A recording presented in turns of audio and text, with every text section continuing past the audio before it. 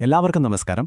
ഇന്ന് നമ്മളൊന്ന് നോക്കാൻ പോകുന്നത് ഒരുപാട് ചർച്ച ചെയ്യപ്പെട്ടിട്ടുള്ള, അതേസമയം ഒരുപാട് തെറ്റിദ്ധാരണകളും നിറഞ്ഞ വളരെ കൗതുകകരമായ ഒരു വിഷയമാണ് മൃഗത്തിന്റെ മുദ്ര. അപ്പോൾ നേരെ കാര്യത്തിലേക്ക് വരാം. ഈ പറയുന്ന മൃഗത്തിന്റെ മുദ്ര ശരിക്കും നമ്മുടെ തൊലിക്കടിയിൽ വെക്കുന്ന ഒരു മൈക്രോചിപ്പ് തന്നെയാണോ? പലർക്കും ഈ ഒരു ആശയം, അതായത് വാങ്ങാനും വിൽക്കാനുമൊക്കെയായിട്ട് നമ്മുടെ ശരീരത്തിലൊരു അടയാളം, ഒരു ചിപ്പ്, ഇതൊക്കെ ഒരുപക്ഷെ സിനിമകളിലൂടെയും മറ്റും നല്ല പരിചയമുണ്ടാകും അല്ലേ? പക്ഷേ നമ്മൾ ഇന്ന് നോക്കാൻ പോകുന്നത് ഇതിൽ നിന്ന് തികച്ചും വ്യത്യസ്തമായൊരു കാഴ്ചപ്പാടാണ്. അപ്പോൾ ഇവിടെയാണ് കാര്യങ്ങൾ രസകരമാവുന്നത്. നമ്മൾ പരിശോധിക്കുന്ന ഈ പ്രഭാഷണമുണ്ടല്ലോ, അത് ഈ മൈക്രോചിപ്പ് എന്ന ഐഡിയയെ അങ്ങ് പൂർണ്ണമായിട്ട് മാറ്റിവെച്ചിട്ട് നമ്മളെ തികച്ചും ആത്മീയമായൊരു തലത്തിലേക്കാണ് കൊണ്ടുപോകുന്നത്. അപ്പോൾ ആദ്യം തന്നെ ഈ മുദ്ര സ്വീകരിച്ചാൽ എന്തൊക്കെയാണ് സംഭവിക്കുക, എന്തൊക്കെയാണ് ഇതിന്റെ പ്രത്യാഘാതങ്ങൾ എന്ന് നോക്കാം. ഈ ഒരു സ്ലൈഡ് നോക്കൂ. ഇതാണ് ശരിക്കും ഈ പ്രഭാഷണത്തിന്റെ ഒരു കാതൽ. ഇവിടെ രണ്ട് വിരുദ്ധ ശക്തികളാണുള്ളത്.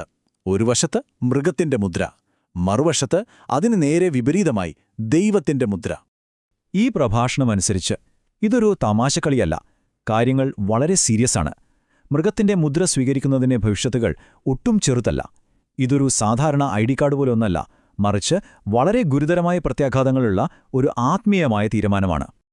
അപ്പോൾ ശരി, ഇന്ന് നമുക്കീ പ്രഭാഷണത്തിന്റെ ഏറ്റവും പ്രധാനപ്പെട്ട വാദത്തിലേക്ക് വരാം. എന്താണ് ഈ മുദ്രയുടെ യഥാർത്ഥ സ്വഭാവം? ഈ സ്ലൈഡിൽ കാണുന്ന വാചകം ശ്രദ്ധിച്ചോ? ഇതാണ് മൈക്രോചിപ്പ് എന്ന വാദത്തെ തകർക്കുന്ന അടിസ്ഥാന തത്വം. അതായത് പുറത്തുള്ള ഒരു ഭൗതിക വസ്തുവിന്, ഒരു ചിപ്പിന് നമ്മുടെ ആത്മാവിനെ, അതായത് നമ്മുടെ ഉള്ളിലെ ആത്മീയ അവസ്ഥയെ മാറ്റാൻ കഴിയില്ല. വളരെ ലളിതമായ ഒരാശയമാണല്ലേ?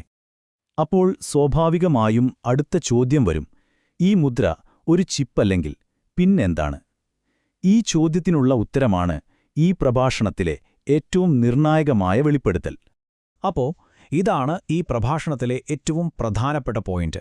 മൃഗത്തിന്റെ മുദ്ര എന്ന് പറയുന്നത് നമ്മുടെ ശരീരത്തിൽ വയ്ക്കുന്ന ഒന്നല്ല, മറിച്ച് നമ്മുടെ മനസ്സിൽ നമ്മൾ സ്വീകരിക്കുന്ന ഒന്നാണ്. അതായത് ഒരു വ്യക്തി അറിഞ്ഞുകൊണ്ട് തെരഞ്ഞെടുക്കുന്ന, വഞ്ചിക്കുന്നൊരു ആത്മാവാണത്. ശരി, ഇനി നമുക്കിതിന്റെ മറുവശം നോക്കാം.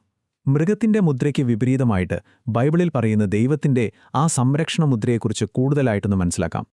ഇവിടെ കാര്യങ്ങൾ വളരെ വ്യക്തമാണല്ലേ? മൃഗത്തിന്റെ മുദ്ര ഒരു വഞ്ചിക്കുന്ന ആത്മാവാണെങ്കിൽ അതിന്റെ നേരെ ഓപ്പോസിറ്റ് വരുന്ന ദൈവത്തിന്റെ മുദ്ര എന്തായിരിക്കും? അതും മറ്റൊന്നുമല്ല, പരിശുദ്ധാത്മാവ് തന്നെയാണ്. അപ്പോൾ ഇനി നമുക്ക് ഈ രണ്ട് ആശയങ്ങളെയും ഒന്ന് നേർക്കുനേർ വെച്ച് നോക്കാം.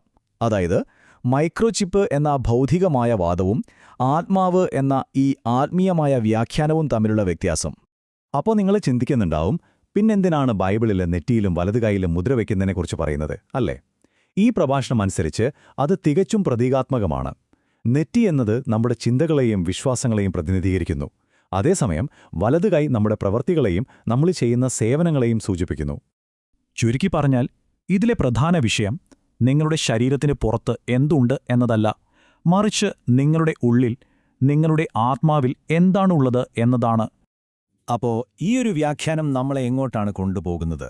അവസാനം ഇതൊരു കൂറിന്റെ, ഒരു വിധേയത്വത്തിന്റെ യുദ്ധമായി മാറുകയാണ്. അതായത് ആത്യന്തികമായി ലോകം രണ്ടായിട്ട് വിഭജിക്കപ്പെടും. പക്ഷെ അത് സാങ്കേതിക വിദ്യ കൊണ്ടോ ചിപ്പ് കൊണ്ടോ ഒന്നുമല്ല. ഒരു കൂട്ടർ ദൈവത്തിന്റെ മുദ്രയായ പരിശുദ്ധാത്മാവിനെ സ്വീകരിച്ചവരായിരിക്കും, മറുകൂട്ടരാകട്ടെ മൃഗത്തിന്റെ മുദ്രയായ ആ വഞ്ചിക്കുന്ന ആത്മാവിനെ സ്വീകരിച്ചവരും. അപ്പോൾ ഇതൊരു ആത്മീയമായ വേർതിരിവാണ്, അല്ലാതെ ഭൗതികമായ ഒന്നല്ല. ഈ പ്രഭാഷണത്തിന്റെ മുഴുവൻ ആശയത്തെയും നമുക്ക് ഈ ഒരു വാക്യത്തിൽ ഒതുക്കാം. അന്തിമയുദ്ധം നിങ്ങളുടെ ശരീരത്തിനല്ല, നിങ്ങളുടെ വിശ്വാസത്തിനാണ്. ഈ ഒരു ആത്മീയ വ്യാഖ്യാനം ശരിയാണെങ്കിൽ യഥാർത്ഥ പോരാട്ടം നടക്കുന്നത് പുറത്തല്ല, നമ്മുടെ ഓരോരുത്തരുടെയും ഉള്ളിലാണ്.